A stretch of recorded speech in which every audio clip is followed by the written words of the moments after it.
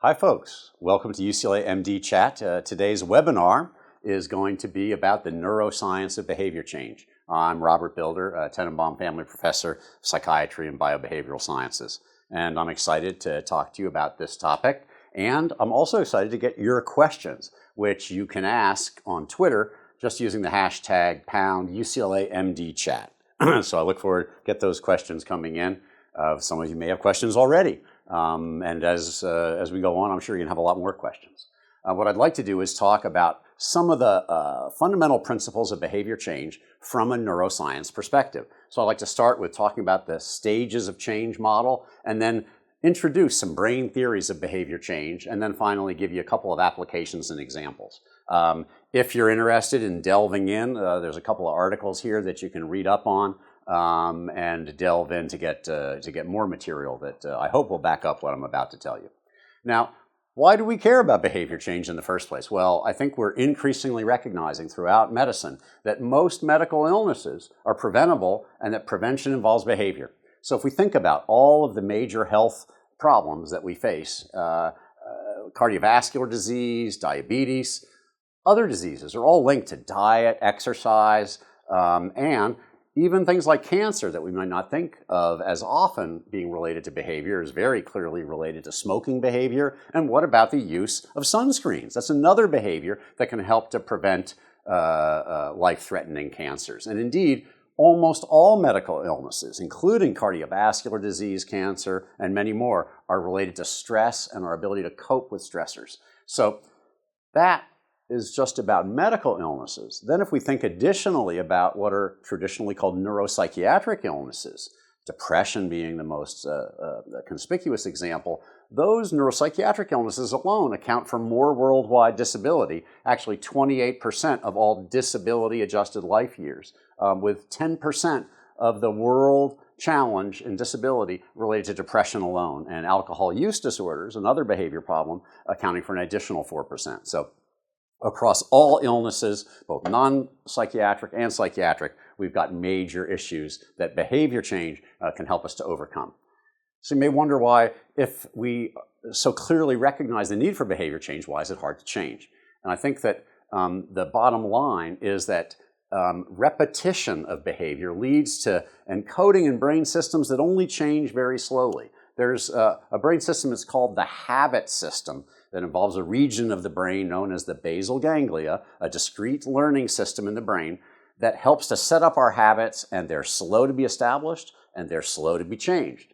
So after we've established habit, it takes a lot of energy to overcome what we might call our prepotent or habitual responses, and it's difficult to switch to do something new once you've established a habitual behavior. So there's another tendency that I'll refer to a little bit later. It's called delayed discounting. In other words, we value less rewards and punishments that are farther away in the future. This is what I would call the bird in the hand phenomenon. And that's something that leads us to be captured by immediate rewards instead of long-term values. And we'll come back to that in a moment. But first, let me talk about the stages of change model, because this has really been found to be at the root of almost all models of behavior change. Basically, what's been found is that when it comes to medical decision making, making the kinds of decisions that are good for our health, these decisions are not a single event that takes place at one point in time. So, for example, a smoker doesn't suddenly quit and become a non-smoker overnight. Instead, behavior change is a process that unfolds through these series of stages of change. And the stages are listed here. They start with a level of pre-contemplation, then we move into a phase of contemplation, then into action, finally into maintenance and termination. And I want to give a little bit more attention to each one of these phases. This pre-contemplation phase is that point of time in which we have really no intention to take action in the foreseeable future, usually in the next 6 months. This may reflect a lack of information about the consequences of behavior, or it may reflect demoralization from prior failures. So if we think about the smoking situation, this would be an individual who really is smoking now, and if you say, gee, don't you know smoking is bad for you? They may say, well, yeah, sure, but I have no intention to change. Now, the next phase, once someone recognizes that they would like to change behavior, they actually develop an intent to take action sometime within the next 6 months. At that point in time, there's usually lots of ambivalence, sometimes a love-hate relationship with the addicted to substance. I've heard people talking jokingly about smoking cigarettes and saying, oh, well, they're vegetables, aren't they? Because it's derived from a plant product. Anyhow, when in doubt, people usually don't act. So in this point of contemplation, there's usually less action than there is thinking about it. And just as an example, less than 50% of smokers who are in this contemplation phase quit for at least 24 hours within a 12-month period. It's only when we get to the next stage, the preparation phase, where there's actually an intention to act in the immediate future within the next month. It usually takes place only after there's been some action in the prior year. And at this point, the person actually has developed a plan of action. So a person may already have consulted professional help about the kind of problem. They may have participated in a group, may have bought a book that talks about how to overcome the problem. These are the kinds of activities that reflect the preparation phase. These people in the preparation phase are good targets for action-oriented treatment programs because they can be enlisted, engaged, and actually succeed at changing behavior at this point, but usually not before. Then there's finally the action phase when an individual has made specific, overt changes to behavior within the prior 6 months. This is not the same as behavior change. At this point, behavior change is still in process, but at least it marks a progression in the overall stages of change to a level that can be marked by action. So it's one step in the overall process of change. Then, following the implementation of action, there's a maintenance phase where the individual is working to prevent relapse, which unfortunately for many of these behaviors is all too common. There's less need to apply change processes at this point relative to in the action stage. So just support is needed. But this phase may last for quite a while, anywhere from 6 months to about 5 years before one has fully established new patterns of behavior. And then finally, there's the termination phase. At this point, there's zero temptation for the prior bad habit, 100% self-efficacy, and the healthy behavior becomes the automatic behavior. And that's the point that we usually want to get to, is where the healthy behavior is our automatic behavior. Now, there's been a lot of other theorization about these stages of change and medical decision-making. One of the well-known theories is referred to as the Janis and Mann theory. And here, the decision-making is referred to the self and to others, and you can intersect that with how benefits occur and whether we receive approval from, or there may be a costs or disapproval that feed into that process, both from ourselves and from others. But according to Prochaska, the leader in this field of behavior change, it all boils down to just two factors: the pros of changing and the cons of changing. And if we can alter that balance of the pros and cons of changing effectively, then we're likely to succeed in achieving behavior change. So what are the implications for treatment development? First, we have to set realistic goals, considering the stage of change that a person is at that time. We have to recognize that people can usually move only from one stage of change to the next. But people can do so relatively rapidly. We have to attend to the stages of change, but then we might be able to march right through them. Another thing is that we need to explicitly focus on providing information that alters the balance of pros and cons for changing behavior. So you can imagine we can point out, for example, in smoking, there are the advantages of not smoking and that it's more pro-social, your breath will be better, and then there's the cons of not changing, the disadvantages of continuing the behavior, including the unbelievably bad health risks and other problems. So at early stages, as it turns out, the study of the stages of change hypothesis highlights that it really is better to focus on the pros of changing, the advantages of changing, rather than worrying about the disadvantages of changing or inconveniences of changing. So this is something that's important in implementing behavior change programs, is to emphasize the advantages of the new behavior first. Now, for folks who are interested in learning more about these kinds of behaviors, the work that Prochaska has been doing is at University of Rhode Island. They have a nice website where you can learn more about the Transtheoretical model, along with scales that can enable you to look at smoking behavior, drinking behavior, other kinds of coping and stress-related behaviors that can help with behavior change. But I'd like to move quickly to talk a little bit about the brain, favorite subject. And I included one paper that I think summarizes some of the current thinking about brain systems that are critically important in behavior change. And the hope is that by thinking a little bit about the brain, you can begin to think about, oh, well, what are the factors that go into my own process of behavior change? How is my brain doing that? So let me show you, we have to have some beautifully colored pictures of the brain just to highlight where the different regions are. There is not going to be a quiz at the end to test you on knowing exactly where these different regions of the brain are, but I'll be referring to these different regions of the brain. There's the medial orbitofrontal cortex, ventromedial prefrontal cortex, the lateral orbitofrontal cortex, the anterior frontal polar cortex, and the anterior cingulate cortex. Those are our main favorite regions we'll be talking about today. You can easily talk to other people, tell them you learned all about the anterior cingulate cortex today, and they'll be very impressed. Let's first start, though, with what are some of the ideas that scientists have, neuroscientists are thinking about how these different regions are involved in rewarded behavior. Well, the ventromedial prefrontal cortex or medial orbitofrontal cortex have been concerned with the activation that attributes value to reward. So here, we need to bring in the idea of positive and negative prediction error, and specifically, the idea is that we, at any point in time, have an anticipation of what's the likelihood that we're going to be rewarded in a particular scenario. And then when the actual reward comes, it's either going to be better than we thought, or it's going to be worse than we thought. There's a signal in the brain. If it's better than we thought it was going to be, that's called a positive prediction error. If it's worse than we thought, it's going to be a negative prediction error. These regions of the brain probably represent both positive and negative values, and there's an increase in the signal in these pathways when we get a positive prediction error, and there's a decrease in the signal when we get a negative prediction error. So it turns out that the changes in these kinds of signals, decreases in signals that are associated with delay before rewards, are something that's going to decrease the likelihood we're going to change our behavior, and the increased signal that goes along with a positive prediction error is going to increase the likelihood of our behavior changing.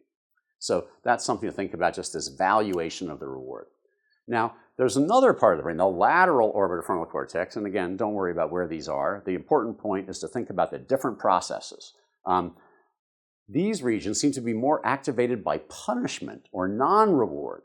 There may be credit assignment or association of the value that links particular stimuli in the outer world based on your entire history of experience rather than the most recent experience you've had with those stimuli. And there are some really wonderful examples, particularly of monkeys who are trained with peanuts and raisins. And monkeys like both peanuts and raisins. But you can, after feeding a monkey peanuts, then you can guess what they're going to like more. They're going to actually prefer raisins because they'd rather have something a little bit different. But after one is devalued by overfeeding, so let's say I'm getting peanuts all the time, I don't want any more peanuts, I'd be much more excited to get a raisin. Then it turns out the lateral orbitofrontal cortex lesioned animals don't pick the stimuli that would give them the preferred food. They seem to have lost the association between the external stimulus and the more rewarding or less rewarding stimulus that they could ultimately obtain. Now, here's another really interesting series of studies focusing on the anterior prefrontal cortex. Here, the idea that neuroscientists have derived is that this may help to represent what are called counterfactual choices. For example, at any one time when you're thinking about the kinds of options that you have for a response, you always have plan B in mind also. It's almost as if there are other plans queued up in your brain. If plan A doesn't work, you're going to switch to plan B. What is the alternative choice for some future action? This seems to be represented in this region of the brain and is possibly representing a number of different alternative choices that may unfold out into the future. Now, finally, I want to talk about the anterior cingulate cortex. Looks like it may represent certain action-reward associations and particularly be involved in cost-benefit decision-making. So whenever you're evaluating the cost of action, like how much effort is it going to take me to get this reward? For example, if somebody offers me a peanut right now, I'm not that hungry. I'm not interested in a peanut. So I'm not going to do a lot of hard work in order to get a peanut that I'm not that hungry for. So the idea that the anterior cingulate encodes this effort makes it a participant in this overall series of brain processes that may be involved in figuring out whether we're going to change behavior or not. So just to summarize all of these functions together, these 4 different kinds of functions. One is there's a valuation of rewards relative to what we expect. That generates prediction error. Things can be either better. If they're better than we thought they were going to be, we tend to do it again. If they're worse, we tend not to do it. Then there's credit assignment, associating values with particular stimuli. Then there's the idea that we have counterfactual, or plan B, queued up in our future. And then finally, a cost analysis. How much effort is it going to cost me in order to get this particular reward? All of these different functions are all working together, and I'll leave it to you to think about, well, how could that apply to my own behavior? How is it that credit assignment, cost evaluation, and the entertainment of Plan B and Plan C may play into my own rewarded behavior? Now, one of the things that's been a real boon to behavior change are various kinds of self-monitoring, and that's what I'd like to turn to next. And I want to highlight there are different ways to monitor our own actions in order to change our behavior. There are spontaneous kinds of involuntary or subconscious self-monitoring that's happening all the time. Like right now, you're probably not aware that your breathing and your internal body temperature is being monitored constantly without you having to think about it at all. There are also orienting responses. So if something new happens in the environment, your attention is going to be brought to it automatically. Your ears will be tuned, and your sensitivity of your eyes and ears will be reduced. All your sensory thresholds are reduced slightly to capture more incoming information when you're presented with novel stimulation. There's also voluntary and conscious self-monitoring, but of course this requires effort. So anyone who's ever been on a diet or tried to pursue an exercise regimen knows that this kind of voluntary self-monitoring is much more difficult. And the question is, does it really help to get external support for these self-monitoring processes? And I think the answer to that we now know is yes. So there are various ways to monitor or sample our own experience and get the information back to us. That includes active monitoring. So that can include things like logging our own actions. But a challenge of that is it requires us to be inputting information and actively capturing the information, like taking snapshots of things that are stressful in our environment would be one example. In contrast, nowadays, we're increasingly seeing a plethora of passive monitoring or sensing applications that automatically generate data about ourselves and that can capture that data without us needing to trigger it. So they can be capturing physiological signals, our location, our galvanic skin response or sweat gland response that shows when we're tense, all of these kinds of things, in addition to the things that everyone is using very broadly, like physical activity monitoring and so on. But how can this help us with higher level decision making? You may wonder, this is a flow chart that we could use if you wanted to get a date. Can you imagine how efficient this would be if you tried to follow this flow chart on meeting someone new? Here, are you alone? Yes. Oh, are you meeting someone? If they say yes, then you say, oh, have you ever been romantically linked? You could imagine this is probably not the most efficient way to go about it. Yet, it's critically important that we support this kind of high-level decision-making to avoid doing things that might be suboptimal or making difficult choices in a particular moment in time.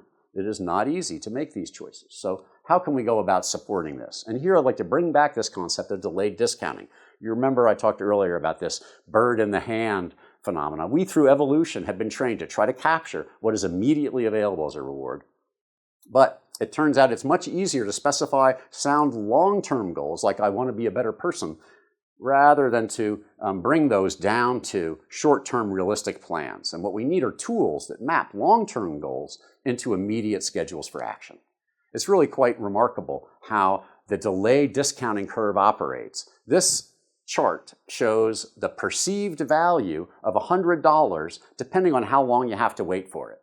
So imagine I offer you $60 now, if I offer you $100 in 60 weeks, or I offer you, $50 right now. A lot of people will take the $50 right now and they won't wait 60 weeks to get the $100, even though that would be a really good investment decision. So this shows that our tendencies are to really take immediate rewards and not to tolerate these delays. So how do we overcome that? What we need is integrated technologies that enable us to set life goals, actually include our whole life history in that, and create maps of our own future outcomes. Ultimately, there will be computational tools, including predictive models, that will show us the consequences of our current actions based on our own unique biology and history.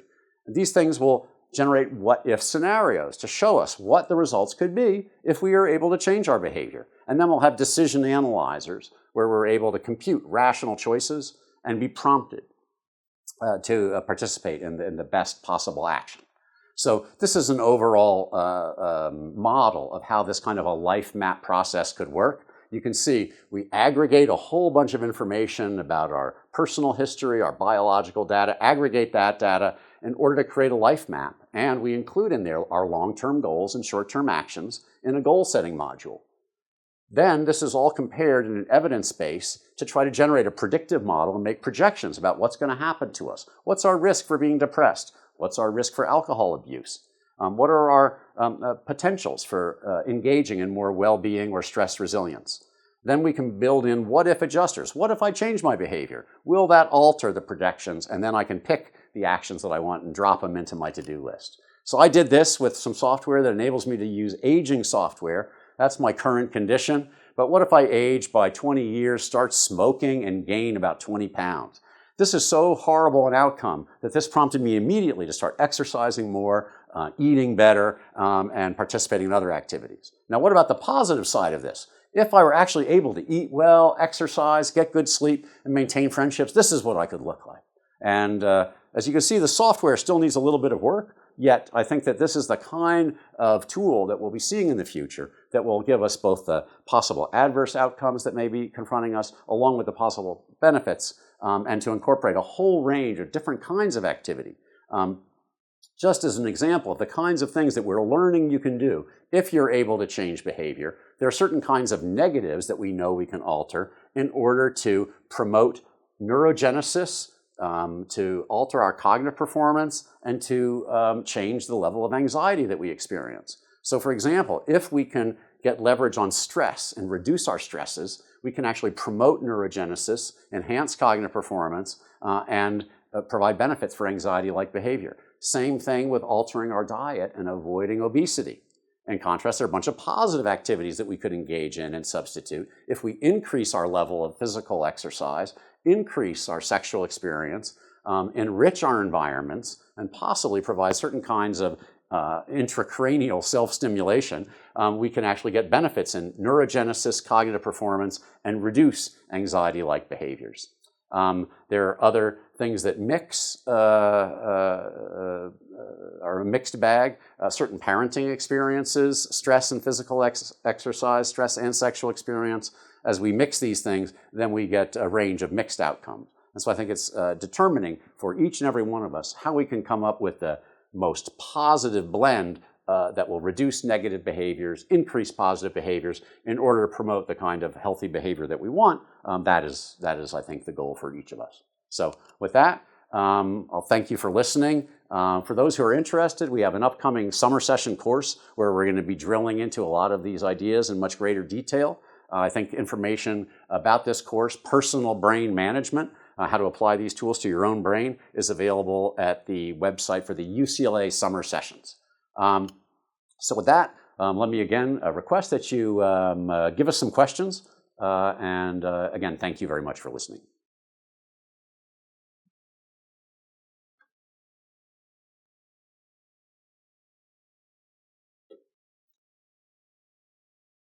So I see we have some questions coming up.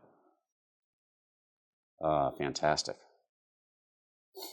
How is addiction related and improvable? Well, I referred a number of times in the earlier part of the talk to the challenges of trying to correct certain kinds of addictions like smoking behavior. So nicotine addiction, as it turns out, is a great example and is one of the hardest addictions to quit.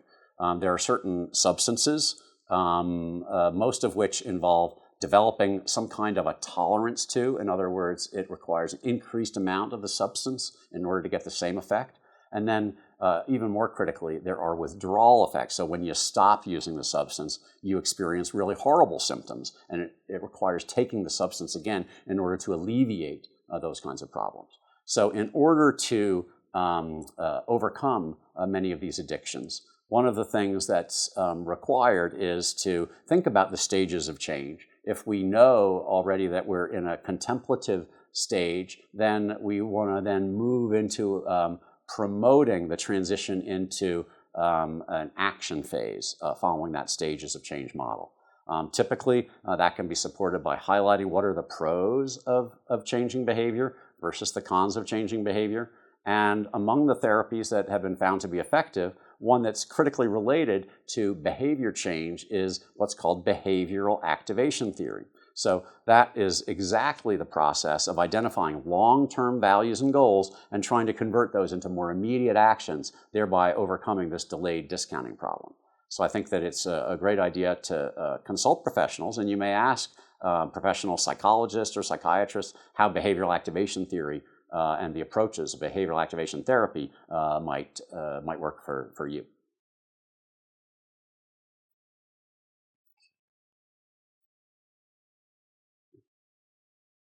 Any other questions, folks? All right. Thank you very much for listening. Thanks for your questions. And good luck changing your own behavior if you want to, or enjoying the behavior you've got. Thanks.